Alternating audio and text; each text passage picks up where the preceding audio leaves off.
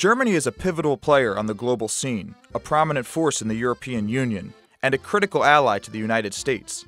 From the Euro crisis to the migration crisis to geopolitics in Eurasia, Germany is a central player, and the world works better when the United States and Germany are aligned. Given how important Germany is, it's probably important that we understand how it works, how decisions get made. Critical things like how is the Bundestag, the German parliament, convened, who holds executive power, and why do Germans open the windows in the middle of winter? I don't need fresh air in a blizzard. So get your dunkels out, sell all your best players to Bayern Munich, because today we're looking at how the German government works. Germany is a pretty big chunk of land, about the size of Montana, and it's divided into 16 states. It doesn't have a lot of big cities, but it has a whole lot of small cities, and with 80 million people, it's the most populous country in the EU. And it all starts at the ballot box. Every 4 years, the people of Germany vote in a parliamentary election. Now, when they vote in two different ways. For one, they vote for representatives from their electoral district, like Sven, Heike, or Uli. What's up, Uli? The other thing they do is vote for the political parties like Christian Democrats, Social Democrats, Greens, or the left.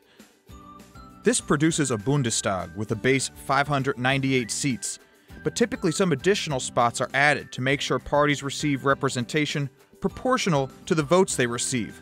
These extras are called overhang. Half of the base of representatives are directly elected, and the other half earn seats based on the proportion of votes their party received. Now, because there are so many political parties, no one party gets an outright majority. A successful, or at least a viable parliament requires coalition building between the different parties. Meanwhile, each of the 16 states has their own local elections on a rotating 5-year basis. These local elections send representatives to the Bundesrat, a federal council in Berlin, to act as the voice of the states. The federal reps and the state reps work together to elect a president every 5 years. Although the president does have some real power, like to dissolve the Bundestag or veto a law, he rarely uses it. It's mostly a ceremonial position. The president makes official state visits, he meets important people, and who knows, maybe even has someone to open the window for him in the middle of a blizzard. The chancellor is appointed by the president and then voted on by the Bundestag. And it's the chancellor that sets policy guidelines, that picks a cabinet while holding together the coalition in parliament to make sure motions pass. And meanwhile, I'm still salty they wouldn't let me pass into the Berghain dance club in Berlin. That was some cold-hearted schnitzel. But it wasn't unconstitutional.